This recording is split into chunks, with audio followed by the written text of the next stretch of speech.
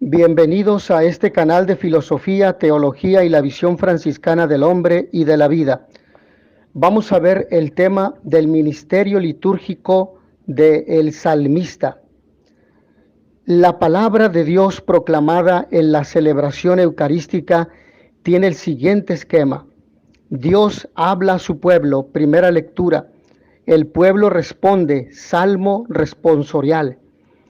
Los apóstoles hablan sobre las maravillas de Dios, segunda lectura.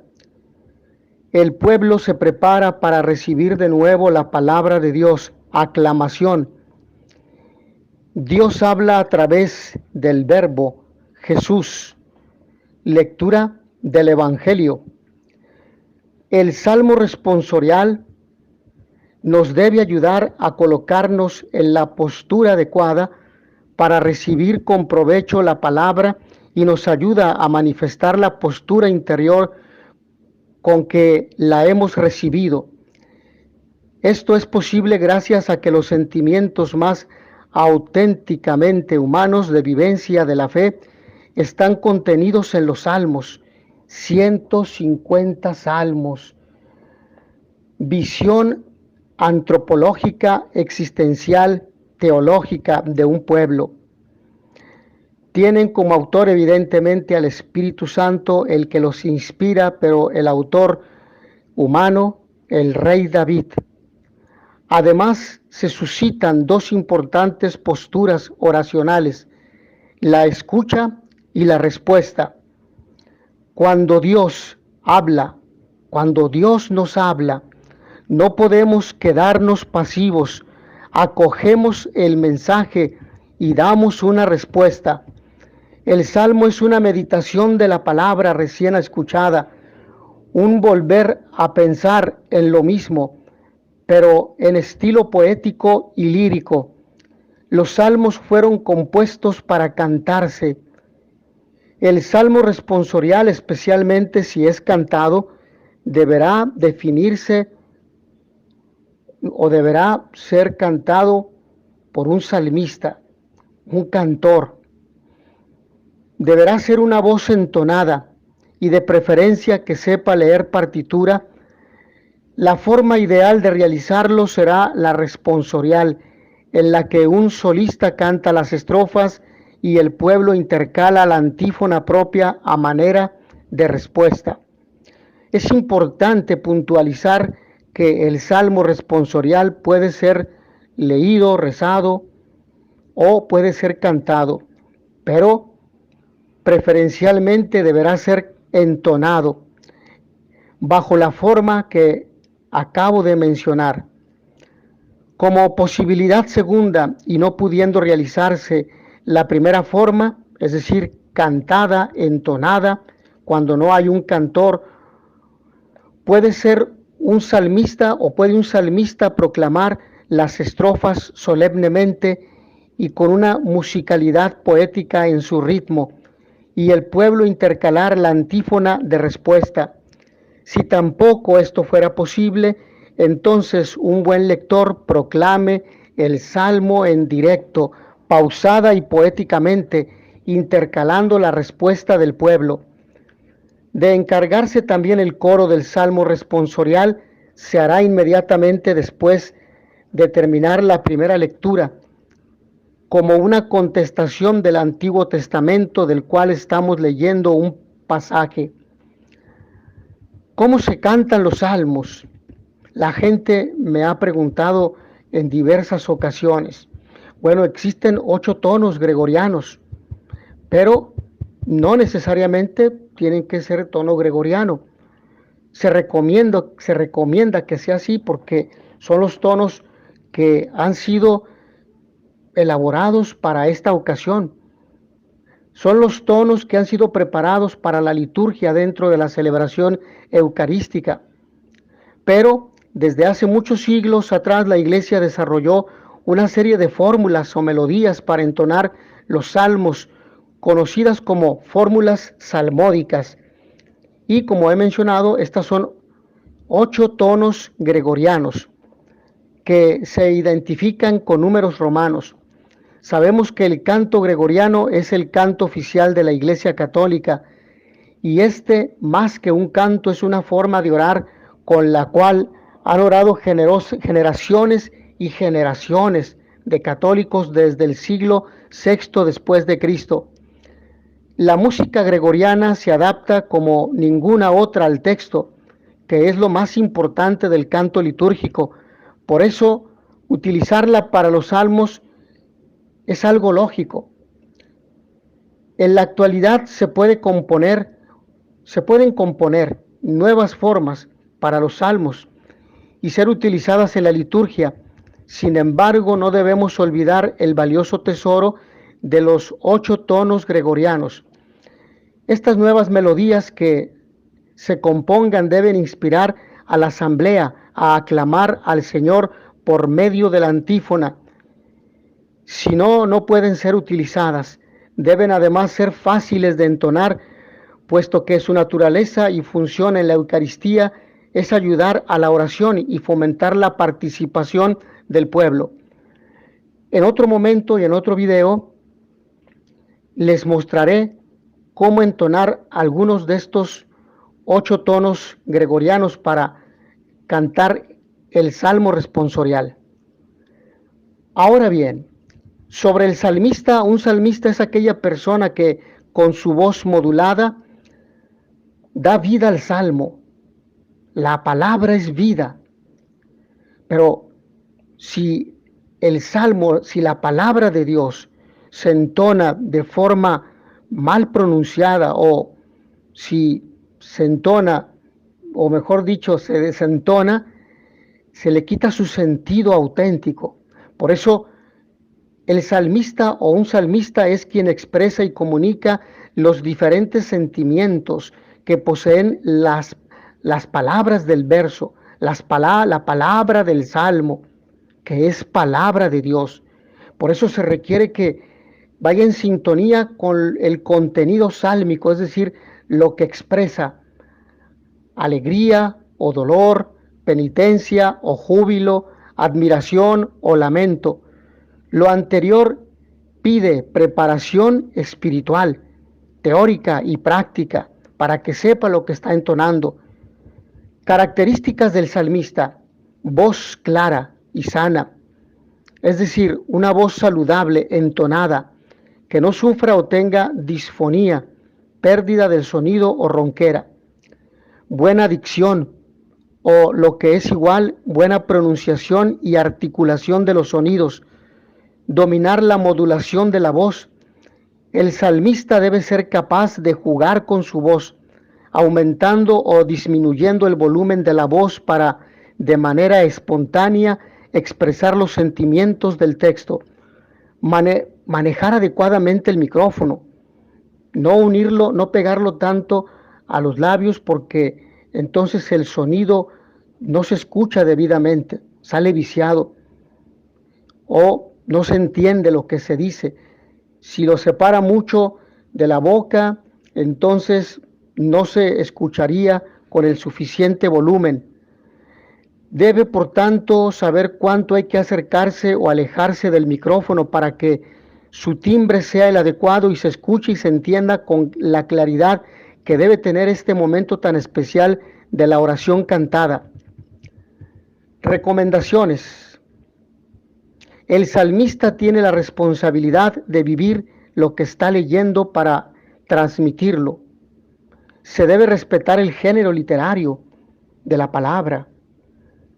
Preparar con tiempo el servicio, no en el momento. Para ello debe, durante la semana, leer, meditar con la palabra, orar con ella y luego comenzar a ensayar el tono que ha seleccionado para cantarlo durante la celebración eucarística dominical. Mínimo 8 días antes, sin dejar nada a la improvisación. La preparación del salmo que se va a entonar incluye lectura, meditación, ensayo, práctica y oración para descubrir el mensaje del texto y de manera especial qué le dice de manera personal ese salmo. Un cuarto elemento, practicar con el músico instrumentista. Por ejemplo, con el organista o con el coro, si va a utilizar otros instrumentos, si va a haber acompañamiento en este caso. Ambos deben ensayar juntos con tiempo. De esta manera se podrán entender durante el ejercicio del canto. Deben colocarse de acuerdo para no efectuar improvisaciones. Un quinto elemento, cantar los salmos desde el ambón, porque es palabra de Dios. Es la lectura, es una lectura, es el salmo responsorial, en una actitud de oración profunda, dirigiendo su mirada a la asamblea que escucha e inspirándola a unirse al canto, aclamando la antífona. Sexto elemento, nunca debe decir todos para indicarle al pueblo que le toca cantar. Su voz y una breve pausa al terminar la estrofa deben hablar por sí mismas. Si hay un instrumento, este puede ayudar a dar la entrada, o él señalando con la mano puede así instruir a la asamblea reunida para indicarles que es el turno de responder con la antífona. Otro elemento, la respuesta la canta el pueblo o el coro con el pueblo. El salmista debe permanecer en el ambón hasta que concluya la última respuesta del pueblo, a la cual él o ella podrán unirse con el canto. La melodía de la antífona debe ser sencilla, lo que no quiere decir pobre o insulsa. Su ritmo debe tener mucha relación con el texto. Cuando se va a entonar la antífona, la asamblea habrá de conocerla, bien sea porque se sabe de antemano o porque se enseñó antes de la celebración. Incluso se ensayó un poco con la comunidad, que es uno de los aspectos que el coro o el organista puede hacer con el pueblo de Dios reunido para esa celebración litúrgica. Para facilitar la reflexión puede haber un breve, mejor dicho, periodo de silencio entre la primera lectura y el salmo responsorial. Si el equipo de música, el coro, el ministerio de alabanza o el organista no posee un salmista, se puede entonar solo el versículo y un proclamador de la palabra puede realizar los versos desde el ambón. Es importante tener en consideración lo siguiente: esforzarse en devolverle al salmo su naturaleza de canto. Se debe ejecutar siempre desde el ambón porque es palabra de Dios, es decir, desde la mesa de la palabra.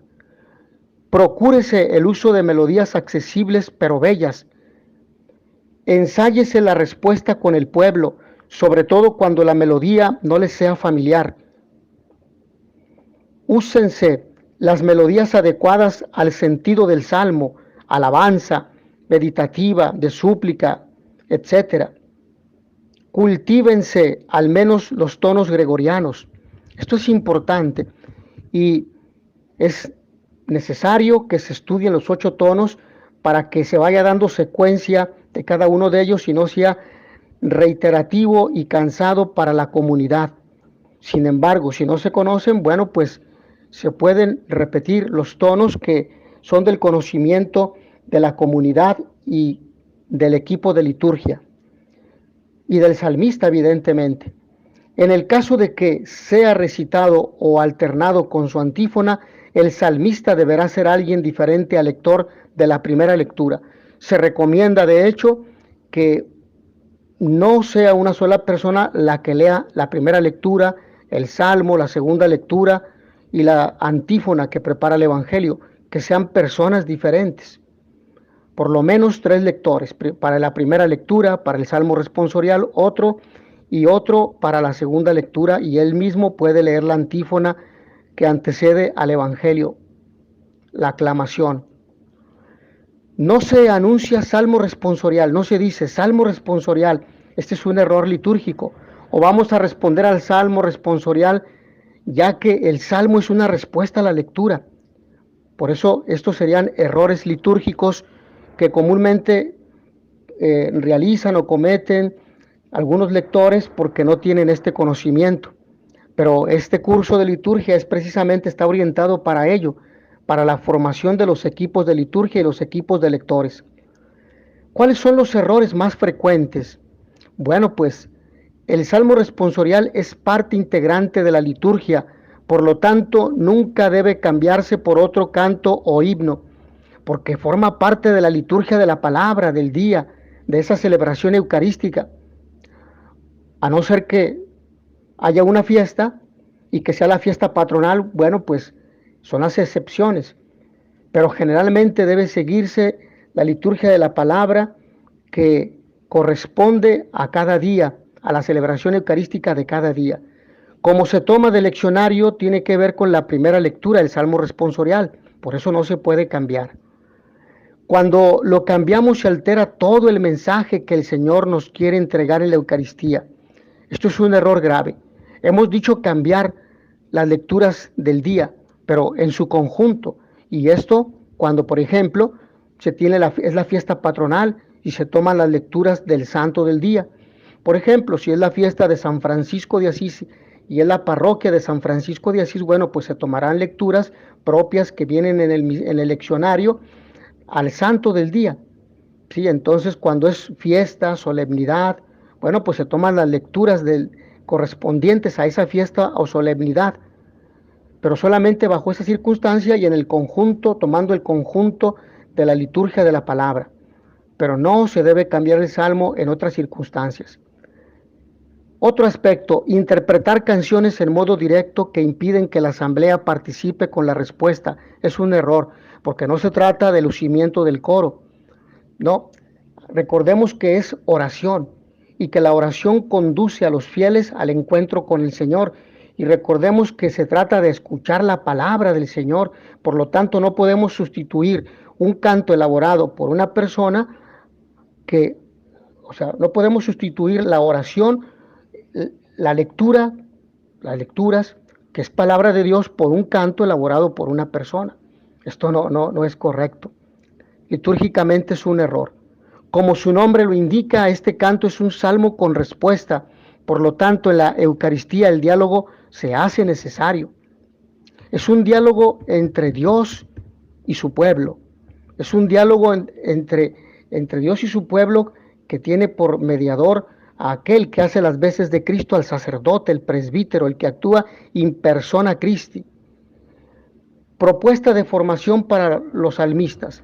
Bueno, pues la formación de los laicos en la liturgia de la palabra, concretando un proyecto para los salmistas. Esta formación para salmistas tendría como objetivo o propósito fortalecer el servicio del salmista por medio de sesiones, de reuniones semanales, de formación teológica, espiritual, litúrgica y técnica, musical.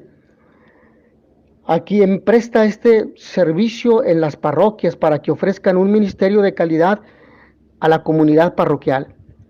¿Cuáles son las metas? Que los participantes logren dominar el arte de la salmodia, es decir, que conozcan los 8 tonos del canto gregoriano, que conozcan también la Sagrada Escritura, particularmente los salmos, que aprendan a orar con ellos, que acrecienten su espiritualidad y la vivencia plena de su servicio en la Eucaristía y en la liturgia de las horas, que quienes asistan a las sesiones continuas y concluyan satisfactoriamente su instrucción sean reconocidos oficialmente por su parroquia, por el decanato, por la diócesis, y esto para que motive a los salmistas a la formación continua y a un servicio de calidad en su parroquia, en su comunidad, ya que a quien sirven es a Dios en sus hermanos. Esto es importante. Una tercer meta, que para renovar dicha acreditación deban asistir a todas las sesiones e incluso que existan sesiones de actualización y profundización. Sabemos que la formación nunca termina. La formación solo concluye con la muerte. Entonces la formación es continua, es permanente.